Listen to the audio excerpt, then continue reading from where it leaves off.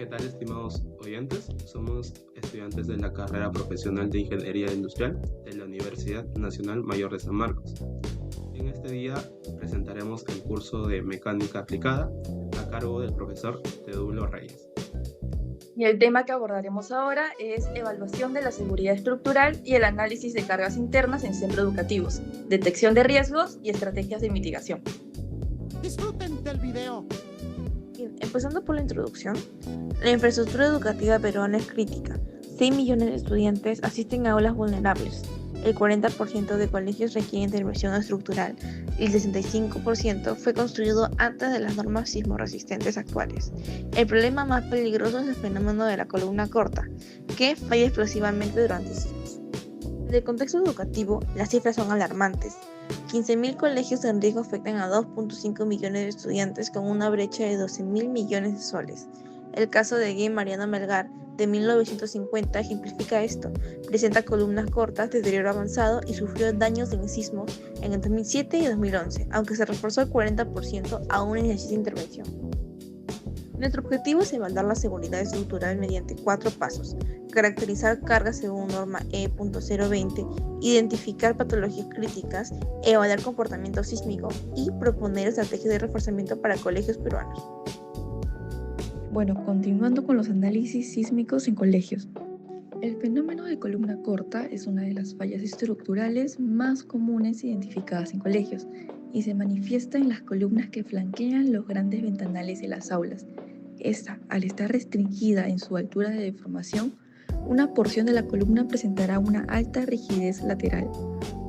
Siguiendo con la deriva de entrepiso, que es un parámetro fundamental en la evaluación del desempeño sísmico de cualquier estructura. Se define como el desplazamiento horizontal relativo entre dos pisos consecutivos, dividido por la altura entre ellos. En términos simples, es una medida de cuánto se deforma o inclina un piso con respecto al otro durante un sismo. Continuando con el tema, vamos a ver las cargas en edificios educativos. En el Perú, diseñar un colegio no es solo crear aulas, es construir refugios de emergencia.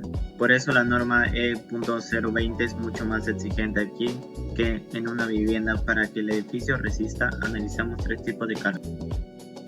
Primero, las cargas muertas. Hablamos del peso inamovible, vigas de concreto, losas y nuestros muros de ladrillo. En nuestros colegios públicos, esta es la masa predominante que define la fuerza sísmica. Segundo, las cargas vivas. Aquí hay una diferencia vital. Mientras en un aula se diseña para 200 kilogramos por fuerza sobre metros al cuadrado, los pasillos y escaleras exigen 400, casi el doble. ¿Cuál es la razón en este caso? El efecto embudo durante una evacuación. Finalmente, las cargas especiales. No es lo mismo un aula que un taller con maquinaria que vibra o unas tribunas deportivas que deben soportar hasta 500 kilogramos por fuerza sobre metros al cuadrado por el impacto de los alumnos saltando al unísono. Estructura de aulas y pabellones. Este punto se enfoca en el comportamiento de los elementos estructurales primarios dentro de un aula. Comportamiento de la caja estructural, que está diseñada para, de manera flexible, disipar la energía de un movimiento sísmico. Esto nos lleva a la interacción con elementos no estructurales, ya que esta interacción con los elementos no estructurales, como los muros de albañilería, van a modificar esta reacción de la caja estructural con los movimientos sísmicos. Y el deterioro de los materiales, que puede darse por corrosión de los esfuerzos y puede generar carbonización avanzada del concreto y pérdida de la resistencia estructural, que iría en contra de la norma educativa 060. Estructura de aulas y pabellones. Sistemas estructurales comunes en colegios peruanos. Este punto aborda la tipología de las estructuras más usadas en los centros educativos y sus deficiencias. Ahí se ven las irregularidades como la ausencia de juntas sísmicas, configuraciones irregulares y amplificaciones informales, como las estructuras de techos y el sistema de pórticos de concreto armado más usado en los colegios. Pórticos y muros de albañilería en instituciones educativas. Este punto se centra en la relación crítica entre el pórtico estructural y los muros divisorios. Uno de los casos es la vulnerabilidad por albañilería, que se puede tomar como errores manuales. Interacción rígida y frágil. En las estructuras típicas, la mampostería está adosada directamente a las columnas y los muros de tabiquería, que no resisten cargas gravitacionales. A continuación, procederemos a ver el análisis de techos en colegios. Este análisis debe ir más allá de una estética, enfocándose así en una seguridad estructural y en un ambiente de aprendizaje seguro. por lo cual es vital el diseño de las armaduras y la verificación de correas y tensores, elementos que garantizarán la estabilidad de la cubierta. Por lo que inmediatamente veremos los distintos tipos de armaduras más comunes en colegios, en el cual tendremos primero a las armaduras tipo Pratt, las cuales son diagonales inclinadas hacia el centro, utilizadas generalmente en estructuras para grandes escalas, como pueden ser auditorios y gimnasios. También tendremos las armaduras tipo Howe, en el cual estas son diagonales inclinadas hacia los extremos. Es un opuesto a los Pratt, en el cual se usan más como techos de madera, en los techos de madera balas o guardias de luces medianas. Por último tendremos las armaduras de tipo Ward, en el cual solo se utilizarán triángulos isósceles o equiláteros, en el cual se utiliza en cubiertas de aula o pasillos o patios de colegios. Continuando con la exposición, hablaremos sobre los elementos no estructurales en aulas. Estos son componentes que no participan en la resistencia principal del edificio, es decir, no llevan cargas gravitacionales importantes ni aportan rigidez sísmica. Sin embargo, influyen directamente en la seguridad, habitabilidad y funcionamiento de las aulas. Su falla puede generar daños significativos, incluso cuando la estructura principal permanezca intacta. En esta diapositiva se pueden observar algunos de estos elementos. Por ejemplo, los muros de tabiquería, que separan ambientes y permiten la distribución interior de un edificio educativo. Generalmente están hechos de ladrillo hueco o madera. Si bien no soportan cargas importantes, sí interactúan con la estructura durante movimientos sísmicos. Los muros mal anclados pueden colapsar por cargas laterales o generar lesiones. Es por ello que se recomienda emplear juntas sísmicas, anclajes deslizantes y sistemas de fijación mecánica reforzada para poder así evitar el efecto de martilleo. También encontramos acá a los falsos techos, que ocultan instalaciones y mejoran la acústica. Además, regulan la iluminación y dan un acabado estético uniforme al ambiente. Los falsos techos deben contar con sistemas de suspensión antisísmica, soportes diagonales, perfiles reforzados y placas adecuadamente aseguradas. El uso de pernos, varillas y soportes pensados para cargas dinámicas es indispensable. Por último, los ductos de aire, que transportan y distribuyen el flujo de aire dentro de un edificio educativo. Desde la óptica de la mecánica aplicada, las patologías estructurales son manifestaciones físicas de un inadecuado comportamiento mecánico de los elementos ante la carga que actúan sobre ellos. Dichas patologías reflejan desequilibrios entre las acciones externas y la capacidad resistente de los materiales, generando estados de esfuerzo y deformación no previstos en el diseño inicial. Las grietas son roturas que aparecen en el concreto como consecuencia de tensiones superiores a su capacidad resistente y pueden manifestarse como grietas por flexión. Esta es debido a momentos flectores excesivos, es decir, que el momento aplicado es mayor que el momento último. Las grietas por corte, asociadas a esfuerzos cortantes elevados, es decir, que la fuerza cortante aplicada es mayor que la fuerza cortante última. Y por último, las grietas de compresión, por pandeo local en columnas. Humedades en cimentaciones de pabellones. La humedad constituye uno de los problemas más comunes que degradan los materiales de construcción, ya sea manifestándose como oxidación o desprendimiento del acabado. Genera además daños importantes a la salud de las personas que viven en la estructura. En el caso de la formación en losas de biblioteca, las deflexiones de los elementos de concreto armado dependen del tiempo, y pueden ser de dos tipos: las instantáneas, que se producen inmediatamente después de que las cargas son aplicadas, o a largo plazo, que se demoran y ocurren debido al comportamiento elástico de la estructura. Bueno, ahora continuamos con el punto número 9, el cual trata sobre el refuerzo estructural de aulas existentes, que trata de una estrategia de ingeniería civil orientada a mejorar la capacidad de resistencia de edificaciones educativas que presentan desgaste, vulnerabilidad sísmica o deficiencias en el diseño original.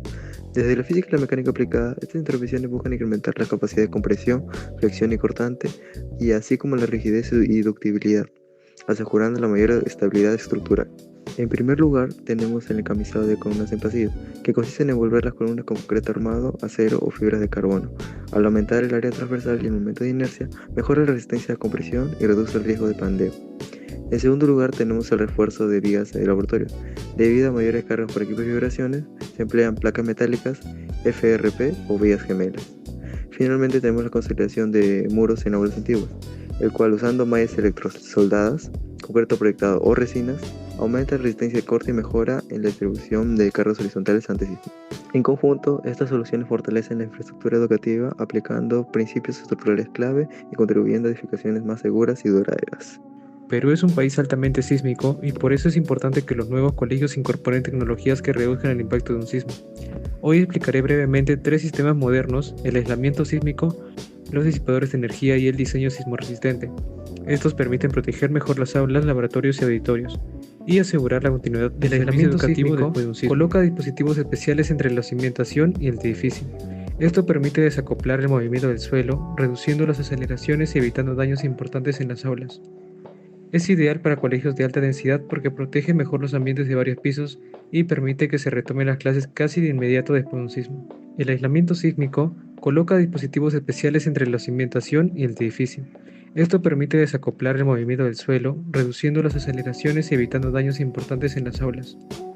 Es ideal para colegios de alta densidad porque protege mejor los ambientes de varios pisos y permite que se retomen las clases casi de inmediato después de un sismo. Los disipadores de energía son dispositivos metálicos o viscosos que absorben parte de la energía del sismo. Se usan sobre todo en auditorios, gimnasios y laboratorios donde hay grandes luces y más deformaciones. Su ventaja es que reducen desplazamientos y fuerzas internas, disminuyendo el riesgo de daños estructurales y permitiendo que estos ambientes sigan operativos.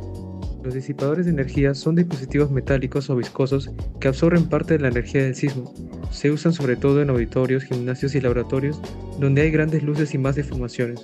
Su ventaja es que reducen desplazamientos y fuerzas internas, disminuyendo el riesgo de daños estructurales y permitiendo que estos ambientes sigan operativos. Finalmente, el diseño sismorresistente aplica criterios de seguridad establecidos por la norma E030.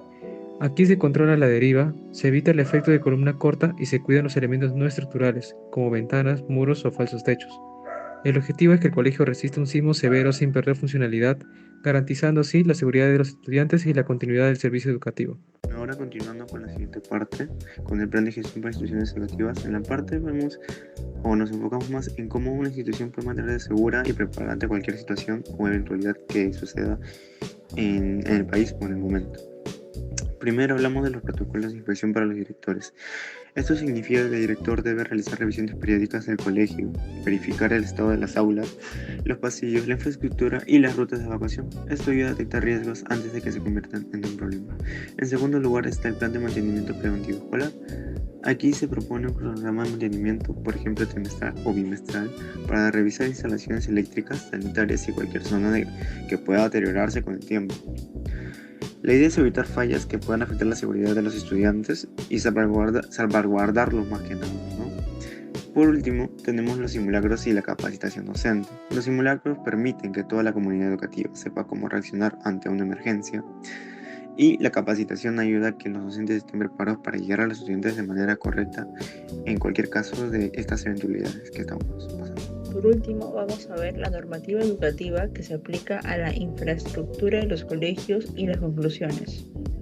En base a las normas que se toman en cuenta en el sector educativo, voy a mencionar algunas recomendaciones para este mismo. Bueno, para mejorar la seguridad de las infraestructuras educativas se recomienda diseñar con un desempeño sísmico superior, de modo que los colegios soporten sismos severos con daños mínimos dado su rol como refugios post-desastre. También es importante evitar configuraciones estructurales irregulares, como plantas en L o T, sin juntas sísmicas, así como la presencia de columnas cortas y discontinuidades. Finalmente, las zonas de gran afluencia como escaleras, pasillos y patios deben contar con un refuerzo adecuado que garantice mayor capacidad y rigidez durante emergencias. Gracias a todos por ver.